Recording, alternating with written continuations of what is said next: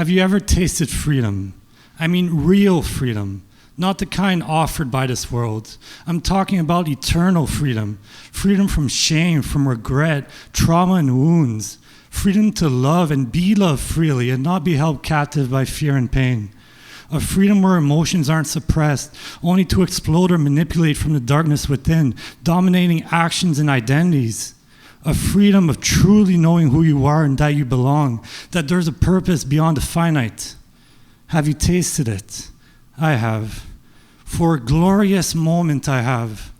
Everything that was in prison within my heart was released. I loved like never before. I felt love like never before. I belonged, I expressed, I connected. I was overwhelmed by joy and gratitude to the point of tears. I was happy. For the first time, I experienced loving life rather than counting down the clock to when I could finally leave this hell. Sure, it also included sadness, feeling brokenness and despair through it, but the joy never left, and I was out of the depression. I'd been freed. What could despair do to me? I've tasted it. True freedom like I've never known was possible. And then in a dreadful moment, it all got ripped away. I lost my mind. I lost the new self that I found. I lost the love, the gratitude, the joy. The miracle of me loving life vanished and the dreams of death returned. I sunk back into the depression. I'd become imprisoned in anger, feeling lost and so alone. Anger at God, that I'd be given a glimpse of something so beautiful for it to then disappear as quickly as it came. Lost as my faith and confidence had been shaken to her core. Had everything been a lie? Is everything I've been doing and am just wrong? No one can help me. No one can understand. God is lost to me.